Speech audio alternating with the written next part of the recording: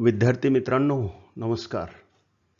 या माझ्या यूट्यूब चॅनलमध्ये मी आपल्या सर्वांचं स्वागत करतो. या व्हिडिओमध्ये आपण एन्व्हायरमेंटल स्टडीज या विषयांतर्गत विविध मुद्द्यांचा अभ्यास करत आहोत. ज्यांनी अद्याप चॅनलला सबस्क्राईब केलं नाही अशांनी चॅनलला सबस्क्राईब करावं, जेणेकरून नवे व्हिडिओज तुम्हाला लगेच त्याचं नोटिफिकेशन मिळत जाईल. म्हणून तुम्ही सर्वांनी सबस्क्राईब करा अशी सुरुवातीला विनंती करतो. आणि आज आपण आपल्या नव्या टॉपिककडे जाऊया. विद्यार्थी मित्रांनो, या व्हिडिओमध्ये आपण वन्यजीवांची शिकार हा पर्यावरणावर विपरीत करणारा मुद्दा त्याचा आपण अभ्यास करणार आहोत. तर ही शिकार कशी केली जाते यात सर्वप्रथम लक्ष्याची ओळख केली जाते. भारतात शिकारी उच्च मूल्यांच्या प्रजातींना लक्ष्य करतात, जसे की वाघांची शिकार त्यांच्या कातडीसाठी आणि हाडांसाठी, तर हत्तीची शिकार त्यांच्या हस्तिदंतासाठी, गेंड्याची शिकार त्यांच्या शिंगासाठी आणि पाळीव प्राण्यांच्या व्यापारासाठी विविध पक्षी आणि सरपटणारे प्राणी यांची वारेमाप शिकार केली जाते. उदाहरणार्थ रॉयल बंगाल टायगरला भारतात वारंवार लक्ष्य केले जाते, कारण त्याची हाडे पारंपरिक औषधामध्ये वापरली जातात आणि त्याची त्वचा काळ्या बाजारात विकली जाते. याची योजना कशी आखली जाते शिकारीची, तर भारतातील शिकारी ऑपरेशन्स नेहमी सुसज्ज असतात, ज्यामध्ये स्थानिक माहिती देणारे मार्गदर्शक आणि वाहतूक नेटवर्कचा समावेश असतो. शिकारी प्राण्यांना पकडण्यासाठी किंवा मारण्यासाठी सापळे, विष आणि शस्त्रास्त्रांचा वापर केला जातो. उदाहरणार्थ काझीरंगा राष्ट्रीय उद्यान आसाम येथे शिकारी नेटवर्क स्थानिक गावकऱ्यांचा वापर करतात, त्यांच्याकडून माहिती घेतात आणि तेथील एक शिंग असणाऱ्या गेंड्याची त्याच्या शिंगांसाठी शिकार करतात. शिकारीचे कार्यान्वयन कसे होते, तर शिकारीच्या प्रत्यक्ष कृतीमध्ये प्राण्यांना पकडणे, त्यांना गोळी मारणे किंवा सापळ्यामध्ये अडकवणे याचा समावेश आहे. शिकारीच्या विविध पद्धती शिकारी वापरतात, जसे की सापळा रचणे, अन्नातून विष देणे किंवा भूल देणे इत्यादी. उदाहरणार्थ मध्य प्रदेशातील जंगलात शिकारी लोखंडी सापळ्यांचा वापर करून वाघ आणि इतर मोठ्या सस्तन प्राण्यांना पकडतात. त्यांची वाहतूक आणि विक्री कशी होते, तर पकडलेला किंवा मारलेला प्राणी किंवा त्यांचे भाग बेकायदेशीर मार्गांनी खरेदीदारांकडे वाहतूक केले जातात, ज्यामध्ये भ्रष्ट अधिकारी आणि सुसज्ज तस्करी तंत्रांचा समावेश होतो.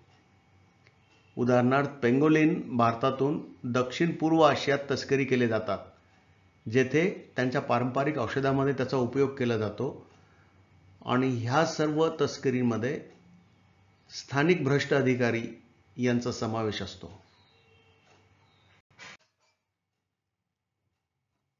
वन्यजीवांच्या शिकारीचे पर्यावरणावर काय परिणाम होतात, तर प्रजातींचा ऱ्हास होतो, त्यांचं विलोपन होतं. शिकारीमुळे अनेक प्रजातींची संख्या मोठ्या प्रमाणात कमी होते, ज्यामुळे त्या विलोपनाच्या धोक्यावर येतात. उदाहरणार्थ भारतीय गेंड्यांची लोकसंख्या शिकारीमुळे खूपच कमी झाली आहे, ज्यामुळे ती एक संकटग्रस्त किंवा लुप्तप्राय प्रजातीच्या यादीमध्ये त्यांचा समावेश करण्यात आलेला आहे. परिसंस्थेतील असंतुलन हा एक शिकारीचा परिणाम आहे.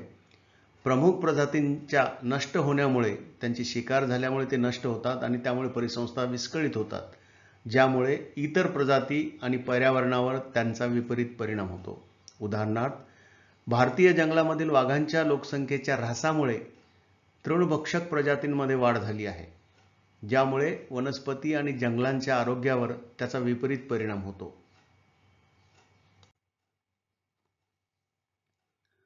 जैवविविधतेचा ऱ्हास हा एक शिकारीचा परिणाम आहे. शिकारीमुळे आनुवंशिक विविधता आणि परिसंस्थांचे आरोग्य यावर विपरीत परिणाम होतो, ज्यामुळे ती पर्यावरणीय बदलाच्या आणि रोगांच्या बाबतीत संवेदनक्षम बनतात.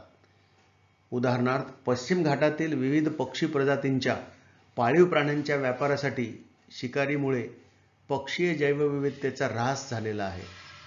आर्थिक परिणाम: शिकारीमुळे वन्यजीव पर्यटनावर अवलंबून असलेल्या स्थानिक अर्थव्यवस्थांना धोका पोहोचतो आणि त्यांच्या संरक्षणाच्या प्रयत्नांसाठीचा जो खर्च केला जातो तो वाया जातो किंवा खर्च वाढतो.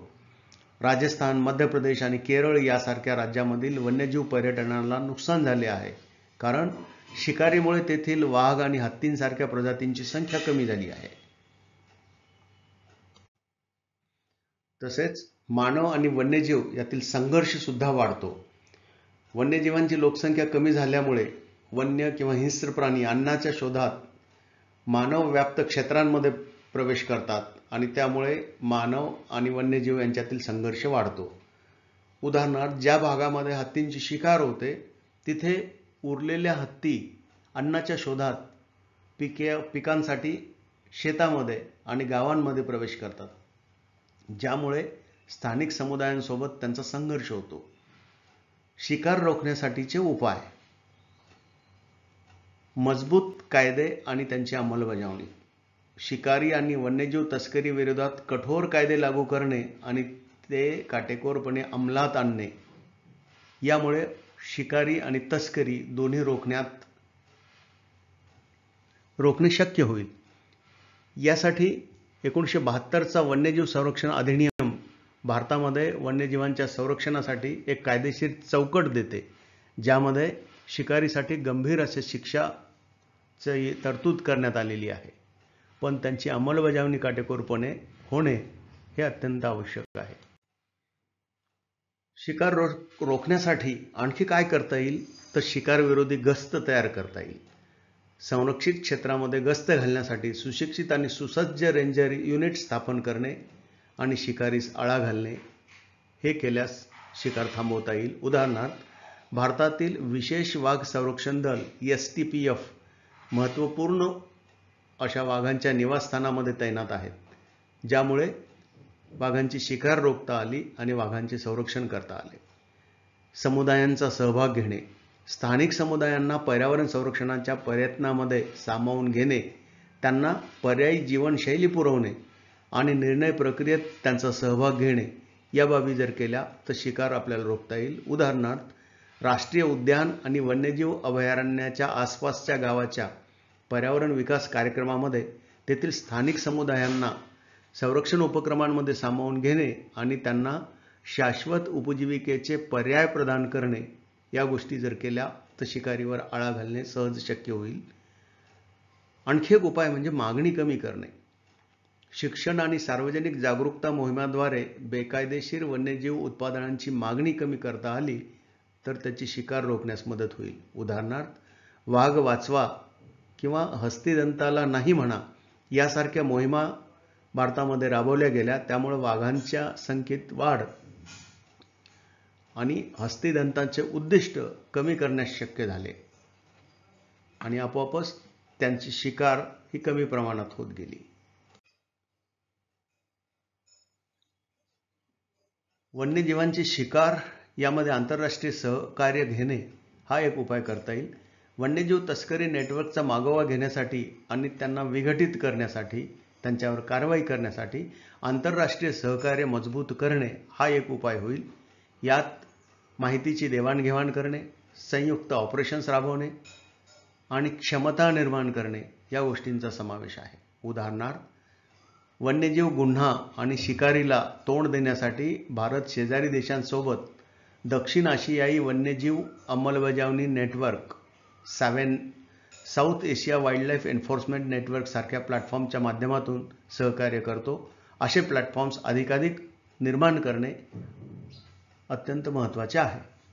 तंत्रज्ञानाचा उपाय काय करता येईल तर ड्रोन, कॅमेरा ट्रॅप आणि DNA विश्लेषण यासारख्या आधुनिक तंत्रज्ञानाचा वापर करून वन्यजीवांचे निरीक्षण करणे आणि शिकारीचा मागोवा घेणे शक्य होईल.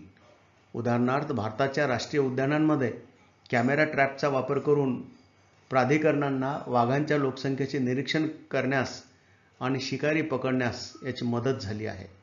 अशा पद्धतीने आज आपण शिकारींमुळे काय परिणाम बायोडायव्हर्सिटीवर होतो, जैवविविधतेवर होतो, पर्यावरणावर होतो, हे आपण पाहिलं आणि त्यावर काय उपाययोजना करता येईल याचा अभ्यास केला. संपूर्ण व्हिडिओ काळजीपूर्वक पाहिल्याबद्दल धन्यवाद. मित्रांनो, या व्हिडिओवर आधारित वस्तुनिष्ठ प्रश्नांची मालिकासुद्धा मी या चॅनलवरती प्रसारित केली आहे. आपण प्लेलिस्टमध्ये जाऊन या विषयावरील MCQ अभ्यासावेत. आणि हो, चॅनलला सबस्क्राईब केलं नसेल तर पुन्हा एकदा विनंती, सबस्क्राईब करा आणि या व्हिडिओची लिंक तुमच्या मित्रांना फॉरवर्ड करा. धन्यवाद.